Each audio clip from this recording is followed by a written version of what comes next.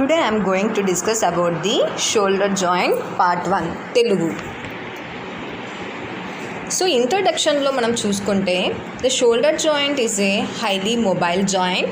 It is a ball and socket synovial joint articulating with the head of the humerus, fits into the glenoid cavity of the scapula.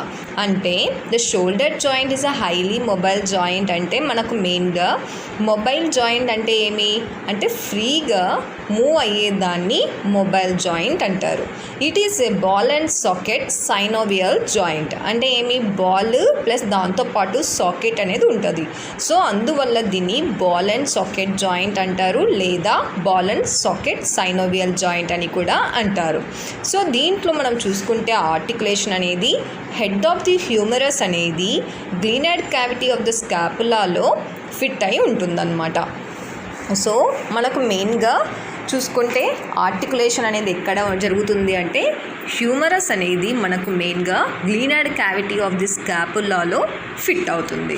So ఇక్కడ మనం picture చూసుకుంటే so this is the picture. So ఇక్కడ మనం పిక్చర్లో మనకు ఏమేం parts ఉన్నాయి, clavicle, coracoid process, scapula, humerus. So మనకి హ్యూమరస్ అనేది మనం చూసుకుంటే this is the humerus. So this is the scapula. So ఇప్పుడు మనము ఈ యొక్క హ్యూమరస్ యొక్క హెడ్ అనేది దిస్ ఈజ్ ద హెడ్. ఎక్కడ ఆర్టికులేషన్ జరుగుతుంది? This is the glenoid cavity. So దీన్ని మనం గ్లీనాయిడ్ క్యావిటీ అంటాం. సో ఈ యొక్క హ్యూమరస్ యొక్క హెడ్ అనేది గ్లీనాయిడ్ క్యావిటీలో ఫిట్ అవుతుంది. సో దీన్ని ఆర్టికులేషన్ అంటారు అన్నమాట.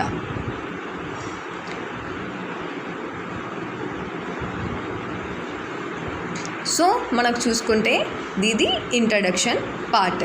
సో మనకు మెయిన్గా షోల్డర్ జాయింట్ అనేది హైలీ మొబైల్ జాయింట్. ఇది ball and socket synovial joint. Articulation అనేది హెడ్ ఆఫ్ ద హ్యూమరస్ అనేది మనకు మెయిన్గా గ్లీనాయిడ్ క్యావిటీ ఆఫ్ ది స్కాపులాలో ఫిట్ అయి ఉంటుందన్నమాట. Next bones of the shoulder joint. మనకు షోల్డర్ జాయింట్లో ఏమేం బోన్స్ ఉంటాయి మెయిన్గా అంటే clavicle, scapula, humerus, acromion and coracoid process అనేది ప్రెజెంట్ అయి ఉంటుందన్నమాట. సో మనం చూసుకుంటే మెయిన్గా సో క్లావికల్ అనేది ఏమి మనకు కాలర్ బోన్, దాన్ని మనం కాలర్ బోన్ అంటాము. సో ఇది ఎస్ షేప్డ్ స్ట్రక్చర్లో ప్రెజెంట్ అయి ఉంటుంది. ఇది ఎక్కడ కనెక్ట్ అవుతుంది అంటే మెయిన్గా ఆర్మ్కి కనెక్ట్ అయి ఉంటుందన్నమాట. సో మనకి స్కాపులా అనేది ఏమి షోల్డర్ బ్లేడ్. దీన్నే మనం ఏమంటాము ఫ్లాట్ బోన్ అని కూడా అంటాము. సో ఇది ట్రయాంగులర్ షేప్లో ఉంటుంది కనుక దీన్ని ట్రయాంగులర్ బోన్ అని కూడా అంటారు. సో ఇది మనకు మెయిన్గా ఏం ప్రొవైడ్ చేస్తుందంటే షోల్డర్ జాయింట్కి ఒక సాకెట్ని ప్రొవైడ్ చేస్తుంది అనమాట ఈ యొక్క స్కాపులా అనేది. So next coming to the humerus. Humerus అనేది ఏమి ఆర్మ్ బోన్. ఇది long bone of the upper ఆర్మ్లో ఒక లాంగ్ బోన్ అనమాట. సో ఇది ఎక్కడ ఫిట్ అవుతుంది అంటే మెయిన్గా మనకు స్కాపులాలో ఫిట్ అవుతుంది. So head of the humerus అనేది స్కాపులా యొక్క గ్లీనాయిడ్ క్యావిటీలో ఫిట్ అవుతుంది. So next coming to the acromion వచ్చేసి ఏమి bony projection on the scapula పైన ఈ యొక్క బోనీ ప్రొజెక్షన్ అనేది ఉంటుంది అనమాట. దాన్ని మనం అక్రోమియన్ అంటారు. ఇది దేంతో కనెక్ట్ అవుతుంది అంటే క్లావికల్తో కనెక్ట్ అవుతుంది. సో కొరకాయిడ్ ప్రాసెస్ అనేది ఏమంటే ఒక హుక్ లైక్ స్ట్రక్చర్ అనమాట. సో ఇప్పుడు మనం పిక్చర్లో చూద్దాం. సో ఇక్కడ మనకు చూసుకుంటే మనకు మెయిన్గా ఏమేం బోన్స్ ఉంటాయన్నాను, clavicle, coracoid process, scapula, humerus, acromion. So మనకు మెయిన్గా చూసుకుంటే ఇది ఫస్ట్ వచ్చేసి మనకేమి క్లావికల్. సో క్లావికల్ అనేది ఎస్ షేప్డ్లో ఉంటుంది. This is the S shaped అనమాట. So next coming to the scapula అనేది ఏమంటే this is the triangular bone. ఇది ఫ్లాట్ బోను ప్లస్ దాంతోపాటు ట్రయాంగులర్ బోన్ అనమాట. సో హ్యూమరస్ అనేది ఏమి దిస్ ఈజ్ ద హ్యూమరస్. ఇది ఎక్కడ ఫిట్ అయింది గ్లీనాయిడ్ క్యావిటీలో ఫిట్ అయిందనమాట. సో నెక్స్ట్ ఈ యొక్క మనకు చూసుకుంటే అక్రోమియన్ అనేది ఏమంటే స్కాపులాకి పైన ఉంటుంది. ఇది ఒక బోనీ ప్రొజెక్షన్. సో ఈ యొక్క బోనీ ప్రొజెక్షన్ అనేది మనకు దేంతో కనెక్ట్ అయింది క్లావికల్తో కనెక్ట్ అయి ఉందన్నమాట. So next coming to the మనకు కొరకాయిడ్ ప్రాసెస్ అనేది ఇక్కడ చూస్తే మీరు హుక్ లైక్ స్ట్రక్చర్లో ఉంటుంది. This is the coracoid process. So ఈ విధంగా మనకు షోల్డర్ జాయింట్ యొక్క బోన్స్ అనేవి ఉంటాయన్నమాట.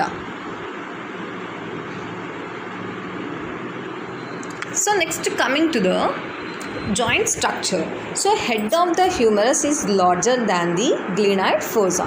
మనం చూసుకుంటే గ్లీనాయిడ్ ఫోసా కన్నా హెడ్ ఆఫ్ ద హ్యూమరస్ అనేది పెద్దగా ఉంటుందన్నమాట. So the head of the humerus is larger than the glenoid fossa కన్నా హ్యూమరస్ యొక్క హెడ్ అనేది లార్జర్గా ఉంటుంది.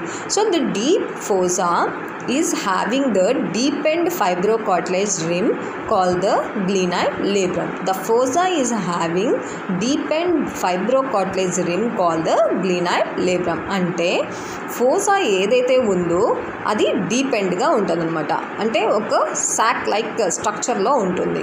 సో దీంట్లో చూసుకుంటే మనకు ఫైబ్రోకార్టిలేజ్ రిమ్ అనేది ప్రజెంట్ అవుతుంది.